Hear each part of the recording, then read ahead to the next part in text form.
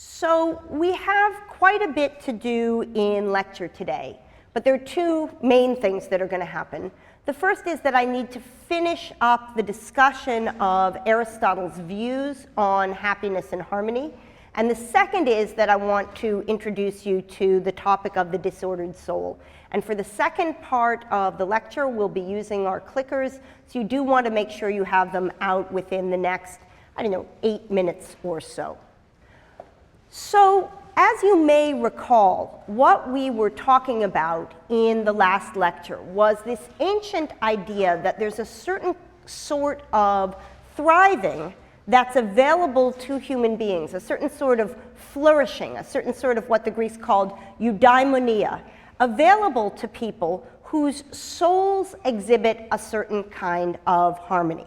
And you'll recall that the ancient picture, as articulated in Plato and taken on in many ways by Aristotle, was that we have reason, rationality, we have spirit, a set of emotions that are concerned with things like honor, and that we have appetites, which are concerned with things like the consumption of food and the procreation that allows our species to continue, and the procreation that's done just for the sake of doing procreation. And that the person who is in a position to thrive or flourish is the person whose instincts in the domains of appetites and in the domains of emotions are in line with his or her reflective commitments. That is, somebody who acts automatically in the ways that he or she would like to act reflectively. The person who instinctively sits down and does her reading when she's committed to do her reading. The person who instinctively avoids the chocolate cake when she's presented with the chocolate cake, if that's what she's permitted to do. So what Aristotle tries to do in the segment of the Nicomachean Ethics that we read is to give us a formula, a strategy, a method for getting to the point of having our soul in order. And just to remind you where this fits in the context of his argument, the claim that Aristotle makes is that there's one sort of thing that we pursue for its own sake, and it's exactly the thing that I just referred to. It's this flourishing or eudaimonia.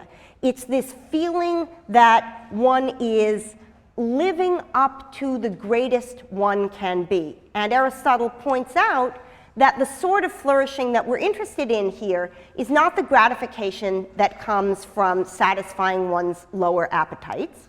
It's not the gratification that comes from satisfying the demands that honor or spirit give us, but rather it's the gratification that comes from making use of our capacity as reflective beings. And he had an argument for that, which I went over at the end of last lecture, which is that for each object there is something that is special about it, something with respect to which it has properties that the rest of the objects in the world don't. And the special function of a human being, says Aristotle, is the expression of reason, the soul's activity that expresses reason in one of the standard translations. So the human good on the Aristotelian picture has got to be the thing about human beings that sets them apart from other sorts of creatures. So other sorts of creatures have the kind of lower appetites that we've described. In fact, almost every biological being seems to have something like what Plato would call an appetitive part of the soul. And it appears that a number of non-human animals also have what Plato and Aristotle would call the spirited part of the soul, at least in some ways. They have emotional connections that seem to be manifest in their behavior. But the best and most complete, distinctly human virtue, says Aristotle, is the capacity to engage in reason, and the capacity to engage in reflection, and the capacity then to structure one's life in such a way that spirit and appetite fall into line with reason. So virtue on Aristotle's picture is being such that your instinctive responses fall into line with your reflective commitments. It's being such that what comes to you in moments where you're not paying attention to your behavior is the sort of behavior that you would look back on and say, wow, I'm so glad that in the moment of crisis, what I did was help that child, or what I did was avoided that temptation that would have led me to do something that I would have disavowed. So the question that Aristotle's concerned with in the pages that we read is the question of what that virtue looks like and how that sort of virtue might be cultivated. The virtue, to remind you, is exactly the virtue that Plato calls the virtue of justice. It's the virtue of there being a certain kind of harmony among what they call the parts of the soul, and that harmony being such that it's a harmony we would reflectively endorse. Now I'm going to go relatively quickly through the next two slides, exactly because we're going to come back to this issue in Aristotle 2 more times in the next 3 lectures. In lots of ways, this unit of the course is an attempt to provide an exposition of Aristotle's insight. So this is attempt number 1 to introduce it to you, and you're going to get it twice more. So Aristotle distinguishes between 2 kinds of virtue. There's virtues of thought and virtues of character. Virtues of thought are things that grow through straightforward pedagogical instruction. So it's a virtue of thought to know that 6 times 7 is 42. It's a virtue of thought to know facts about the periodic table, or to know information of a particular kind about the political structures around you. Those are virtues of thought, and the way that virtues of thought are communicated to others and cultivated in others is through a process of traditional pedagogy. But one of the crucial themes of the ancient philosophical tradition is that in addition to virtues of thought, there are what Aristotle calls virtues of character. Virtues of character aren't things that you process rationally and come to acquire as the result of somebody telling them to you. They are things that you process in the spirited and appetitive parts of your soul as the result of a kind of cultivation of habit. Aristotle says of these virtues of character that they arise in us neither by nature nor against nature. What does he mean by that? Well, suppose I were trying to train my glasses to stay in the air when I let go of them. Would I have much success? Right, I'll keep rewarding them every time they stay in the air, and I'll scold them every time they fall on the ground. No matter how many times I try to train my glasses to stay in the air, they will fall to the ground. It is against their nature. It is impossible to change the relation between my glasses and the gravitational force in the world. Aristotle makes the point, speaking of a stone. It's impossible to change the character of the glasses. By contrast, if I take a pumpkin seed and I put it in some soil and I put water in it and I put it out in the sunshine, then even with no intervention on my part, the pumpkin seed will give rise to a pumpkin sprout that will come out of the soil and move towards the sunlight in such a way that eventually it will form a pumpkin plant. So if I plant a pumpkin seed, then by nature, it will become, without my intervention, a pumpkin plant. Virtues of character lie in between what a pumpkin seed does for a pumpkin plant and what trying to train your glasses does given gravity. They arise in us neither by nature, they don't grow out of us naturally in the way that our height grows out of us naturally or our hair grows out of us naturally. Those are things that happen in the due course of things. Nor are they against nature.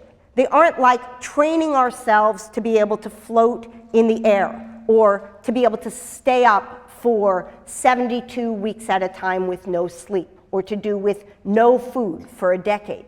Those would be things that are against nature. Virtues of character arise in us neither by nature nor against nature.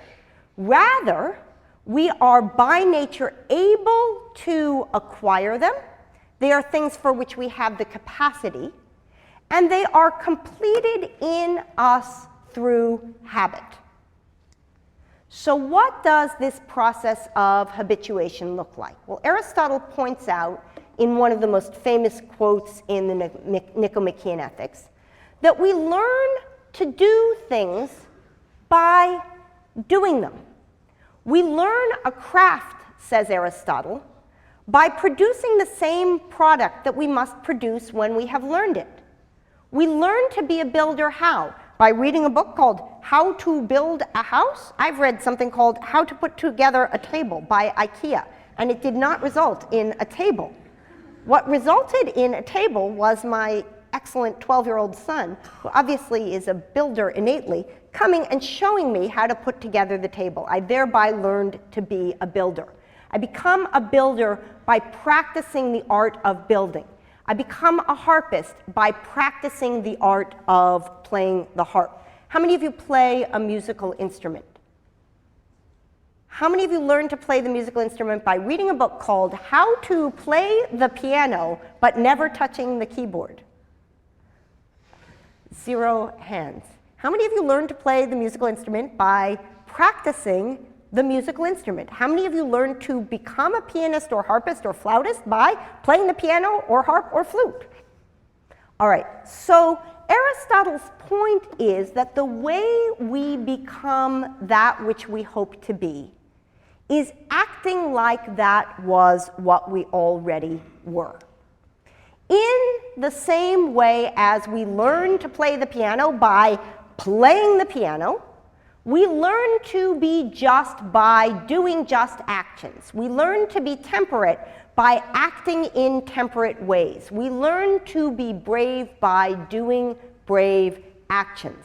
The way that we cultivate habits is first by consciously structuring our lives in such a way that the habit that we wish to cultivate becomes part of our behavioral repertoire, and then doing it over and over again until it doesn't require our concentration anymore. It's exactly like any habitual skill you have ever acquired in the domain of music, in the domain of sports, in any domain where you have first consciously and subsequently instinctively learned to practice a particular pattern of behavior. You have performed the program that Aristotle prescribes for the cultivation of virtue. So we'll come back to this again in a couple of lectures. I want to conclude this section by bringing out to you one of the most famous parts of this section of Aristotle's discussion. So Aristotle points out that there's a danger here. There's a danger to learning to play the piano badly, because the habits that you cultivate when you keep your fingers flat instead of curved are habits that ingrain themselves in your behavior in the same way that good habits do.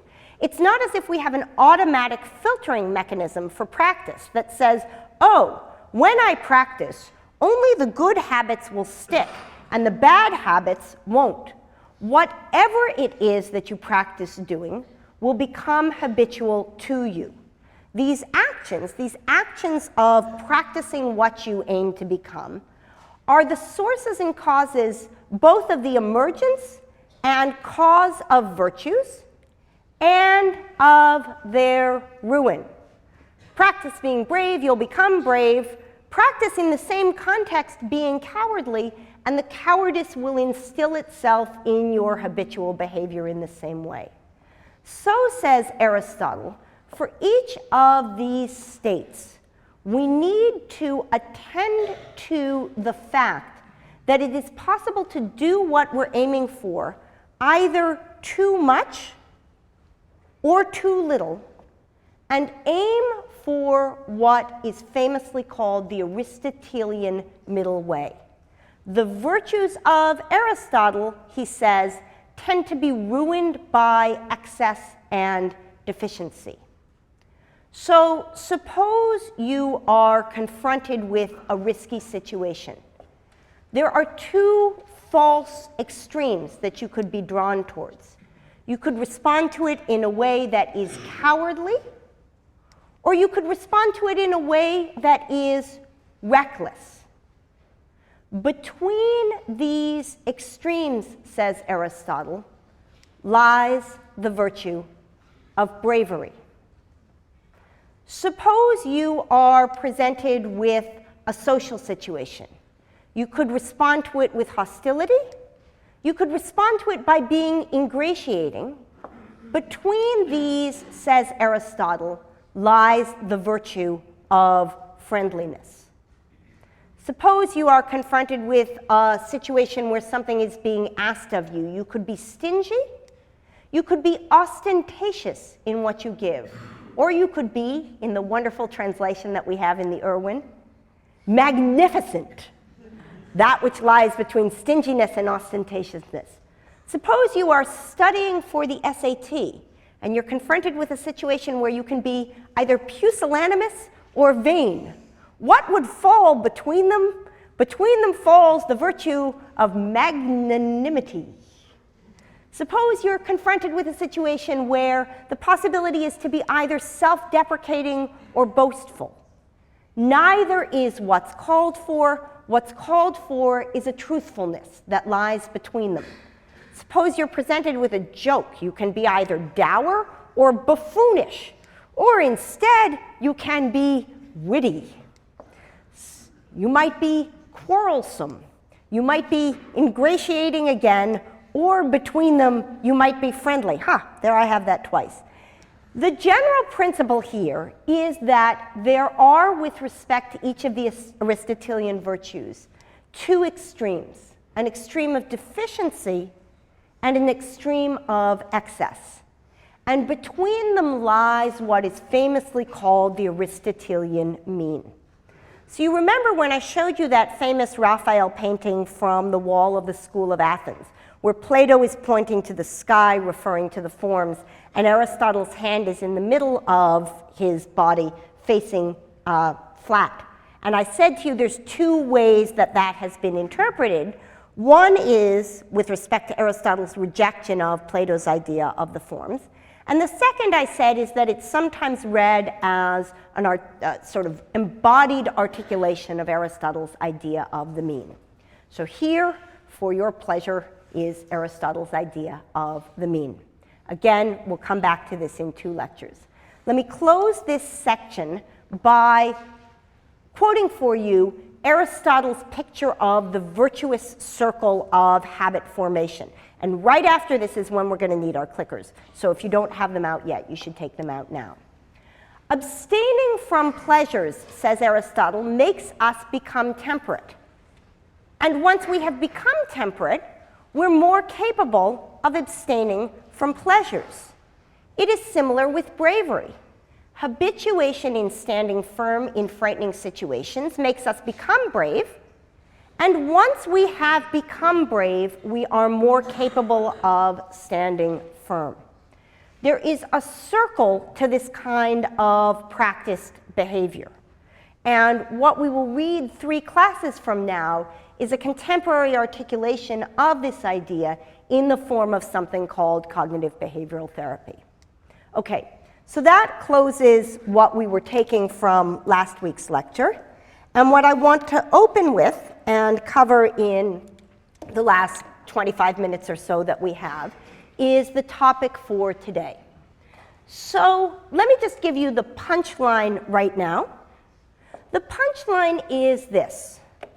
You remember from the opening pages of Book 2 of Plato's Republic that the character Glaucon poses a challenge to Plato's character Socrates in the form of the claim that behaving justly, behaving in accord with one's reflective commitments, behaving in accord with the norms of morality, is something that we do only for instrumental reasons. There is nothing intrinsically valuable to the ordered soul. Today's lecture is about two incredible stories. One, the Iliad and the Vietnam War, as read through the writings of Jonathan Shay. Two, the experiments of Stanley Milgram, done here on this campus in the 1960s. Both of which give us a window into what human experience looks like in Glaucon's dream world. Glaucon said what we want is to be able to run wild with no consequences to our actions. What we want is to be able to violate the norms of morality. Given the chance, anybody would do that. The stories that Shay and Milgram tell us, the descriptions they give of what human experience is like in these moments where the soul runs amok, suggests that maybe Glaucon is wrong. It suggests that for whatever reason, there appears to be, at least in these domains, a need on the part of human beings for a certain kind of structure and order. And in the absence of that kind of structure and order, the world seems to fall apart. What I want to start by doing in this lecture, however, is by pointing out to you what an unusual time you live in. So could you answer this question? Press 1 if you have served in the military, 2 if you have not served in the military but you plan or expect to serve in the military, and 3 if you have not served in the military but you plan and you do not plan or expect to serve. So 1 if you've been in the military, either in the US or in some other country of which you're a citizen, 2 if your plan is at some point in the near future to enroll in active military service, and 3 if you have no plans to do so. Okay, so let's look at the numbers on this. Okay, so it looks like 1% of you have served in the military, like 5% of you have the plan to do so, and like 94% of you have no expectation that military service is something that you will ever do. Next question. Think of the person you know to whom you are closest who served in the military, and let me know whether that's somebody extremely close, a sibling or a best friend. If so, push 1. Somebody relatively close, like your first cousin or a school buddy, somebody that you were on a team with that you feel relatively close to. Or 3, if the closest person you know who served in the military is like a kid from your school or a neighbor or somebody that you don't know very well. And let's see how the numbers come out on this. Okay.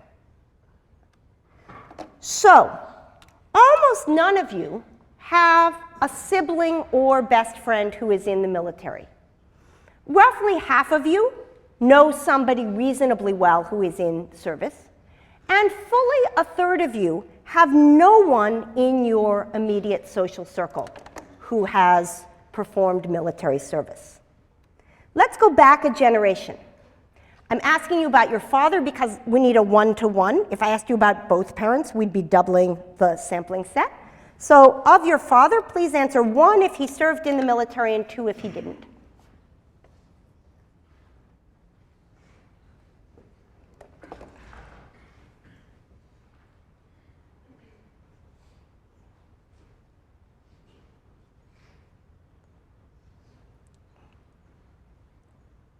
Okay, and let's look at the numbers here.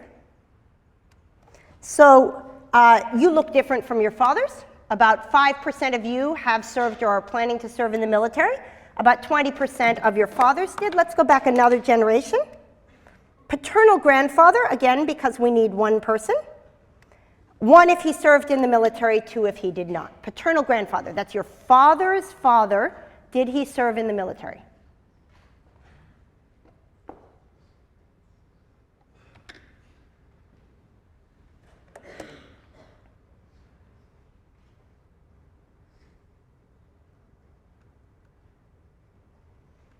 Okay, 54% of your grandfathers served in the military. So we went from 4% in your generation, 20% in your father's generation, 55% in your grandfather's generation. You are living in an extraordinarily unusual time. The social distance between American elite universities and the US military is greater now than it has ever been in the 200 years of this country's history. And the architecture that surrounds you gives lived voice to the way in which your experience is unusual. How many of you recognize this building? It's about 20 feet from here. Every single hand in this room should be going up. How many of you have looked closely at what that is? So this building, as some of you know, those of you who are Yale tour guides certainly know, is Memorial Hall. It was built in 1901 without this facade here. And at the conclusion of the First World War, during which a huge number of Yale associates died, this addition was constructed. Across the top are the names of battles of the First World War at which Yale men died. And down below is an empty coffin in memory of the men of Yale who, true to her traditions, gave their lives that freedom might not perish from the earth. Yale's relation to World War I was an extraordinary one. Here's a passage from the speech given by Henry Simpson at the dedication of the war memorial that I just showed you. After our entry into the war and the wise adoption by the government of the principle of universal service, Yale gradually became a military training camp and a completely militarized university. Her faculties and laboratories turned their resources entirely over to the arts of war, and nearly all of her remaining scholars became student members of the organized military forces of the United States. Yale maintained one of the foremost artillery schools in America. She carried on a large naval training unit to commission officers for the Navy. She trained officers for the Signal Corps. Her chemists conducted researches for the Chemical Warfare Service. Doctors and assistants were prepared here for the Army hospitals, and a complete Army hospital unit was maintained by the university in France. Practically the entire momentum of this institution of learning was thrown effectively into the scales of war. The relation between elite universities and the military during both the First and Second World Wars was strikingly different than anything any of you have encountered now. And in an effort to memorialize the contributions to the war effort made by the men of Yale, it was decided that along the walls, interior walls of Memorial Hall, would be engraved plaques. So if you walk in on your way to Commons, on your right-hand side as you enter, you see the names of Yale men who died in the Revolutionary War. And on the two sides as you pass, those who died on either side in the Civil War, the names of those who died in the Spanish-American War, the 227 names of those who died in the First World War, the 514 names of those who died in the Second World War, the 22 names of those who died in the Korean War, and the 37 names of those who died in the Vietnam War.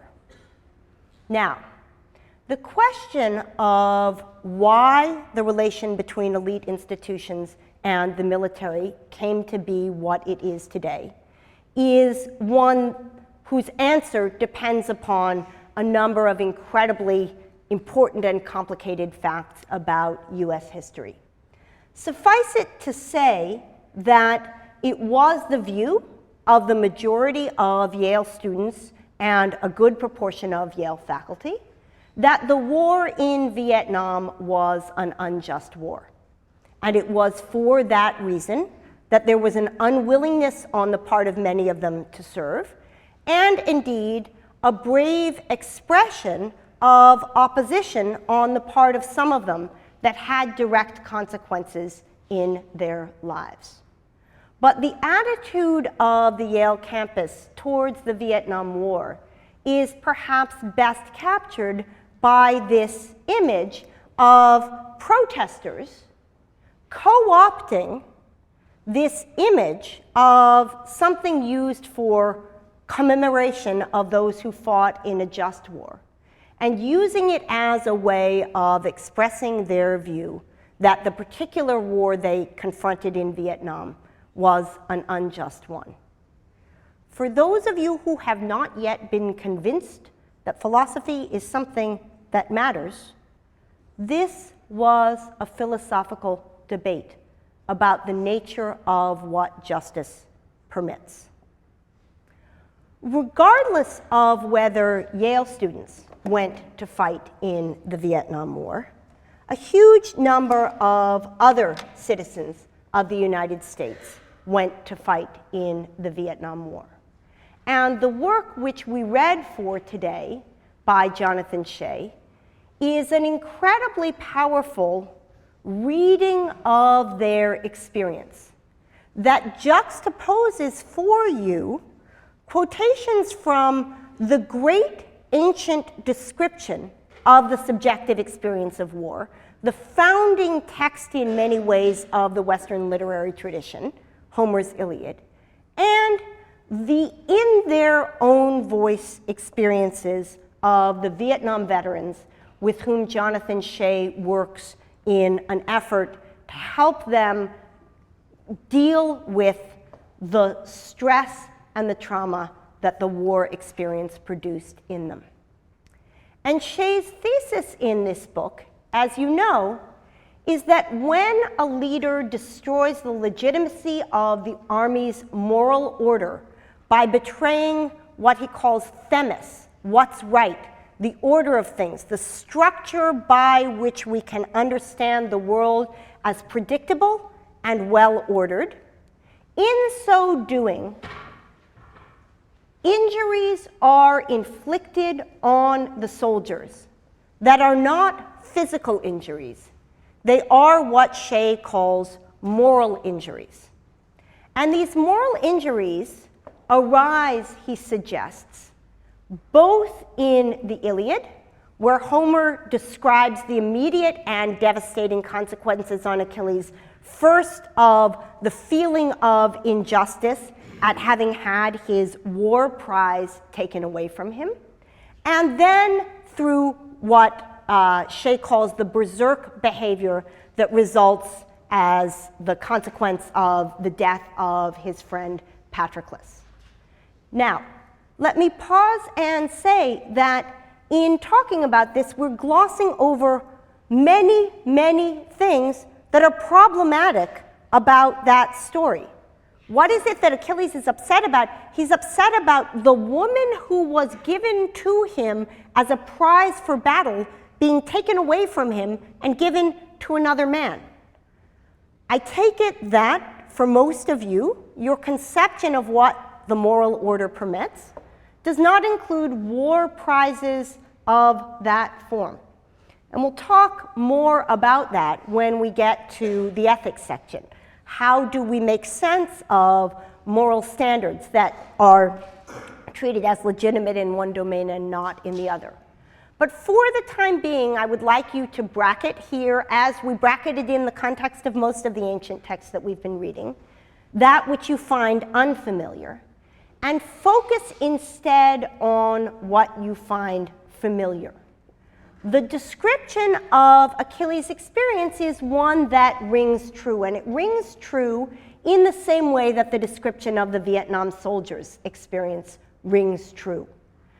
Shay points out that just as the Iliad is a story of these devastating consequences for Achilles and the other soldiers, so too are the narratives that the Vietnam soldiers provide an instance of something that forces us to see that the consequences go beyond, and here's a quote from the Iliad, the war's loss upon bitter loss, leaving so many dead men, that the consequence is to taint the lives of those who survive it.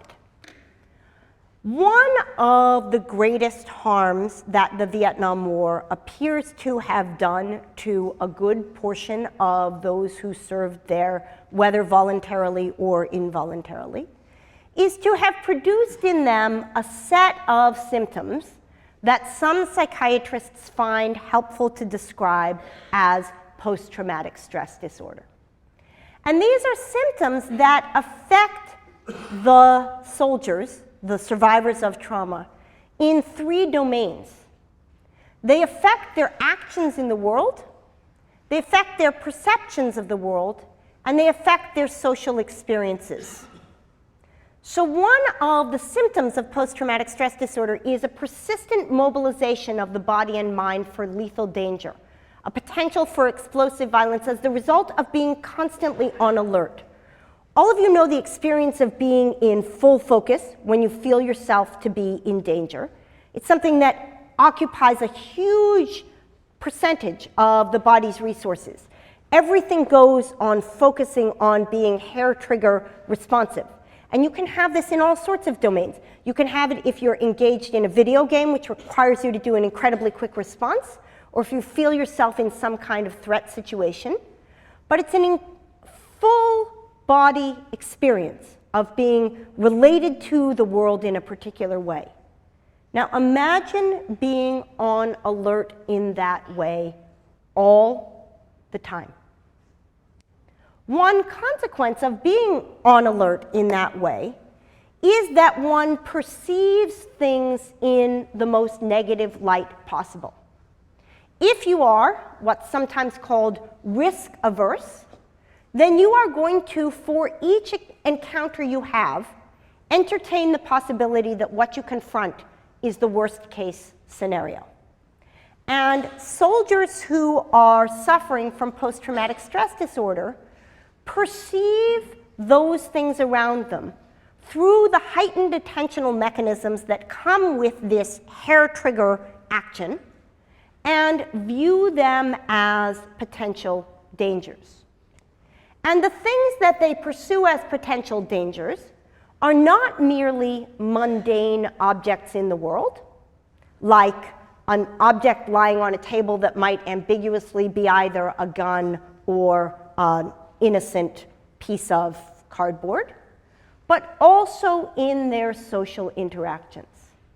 And perhaps the greatest cost, and we'll see why this is such a cost in Thursday afternoon's lecture, perhaps the greatest cost is the loss of the possibility of social trust. And I want to point out to you the way in which this can happen to cultures as a whole. Communities that find themselves subject to certain kinds of terrorist or guerrilla warfare by those who are opposed to them lose the capacity to behave humanely towards those with whom they struggle. If your opponent's strategy is to bring bombs into your country using ambulances, then you will be forced to treat ambulances as suspicious objects. If, as Shay describes in Achilles in Vietnam, a common strategy is to put a baby atop a pile of explosives, then you will be forced through your enemy's actions not to help a needing child. Robbing your enemy of the capacity to behave humanely to you is a strategy that produces a cycle of incredible disorder. Because, of course, it's only a feeling of being cornered with nothing else to do that would lead somebody to take the strategy of using ambulances to carry bombs and so on. The orderliness that governs conventional warfare is a reflection of a certain kind of psychological need. And the disorderliness that is typical of non-conventional warfare, of which Vietnam is an example and terrorism is a second, is something that produces in societies as a whole some kind of approximation of the post-traumatic stress disorder that Shay identifies in the soldiers. So what I want to do now in the last 5 minutes of the lecture is to give you 2 examples from Shay of the phenomenon that he's describing, and then connect it back to Glaucon's challenge. So the Iliad is a tale of meanness, of anger. And the opening passage, which Shay cites from Book 1, and which I had you read for today, is an expression of the indignant rage felt by Achilles at the betrayal of the rules of honor of warfare.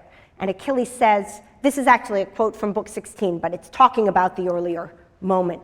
Only this bitterness eats at my heart when one man would deprive and shame his equal, taking back his prize by abuse of power. The girl whom the Achaeans chose for me, I won by my own spear. A town with walls I stormed and sacked for her. Then Agamemnon stole her back out of my hands as though I were some vagabond held cheap. It's a violation of the honor code. It's a violation of the rules and expectations with which Achilles entered this war. A town with walls I stormed and sacked for her. I am deprived of her not by the rules of war, but by abuse of power. Here's a soldier in Vietnam expressing much the same thing. Walking point, which is a job that involves basically being at a place in the line of soldiers that's most likely to lead to your being killed through an explosive. Walking point was an extremely dangerous job. The decision who was going to do it was made not fairly, it was made politically. Certain people got the shit, certain people didn't, certain people on the right side of certain people. And this idea that the distribution of dangers doesn't track rules, it tracks whim, is disordering. So the result of this, and I talked about this in the last slide already, is a kind of loss of trust, a recognition that ordinary objects, that's the story of the baby on the mines, pose a potential for danger. Nothing is what it seems. All certainties liquefy. And the second discovery that Vietnam soldiers found themselves making was something that we'll discuss in the context of a passage of a paper that we'll read called Moral Luck. A discovery of what one is capable of in circumstances. Here's a veteran. It's unbelievable what humans can do to each other. I never in a million years thought I would be capable of doing that. Never, never, never. So here's Shay's, here's Homer's answer to Glaucon. Dear Glaucon, please note the concern that these soldiers are expressing is not about what they seem to be. It's not about what they are perceived to have done. Indeed, one of their complaints is that when they come home, no one will listen to their stories. The concern of these soldiers is about what they have done, about the being and not the seeming, and it is the being, what you are, what is intrinsically the case, that is of concern to them. So we'll take up this issue at the beginning of next lecture with a discussion of the Milgram, and then we'll turn to the readings from Epictetus and the contemporary analogs of them.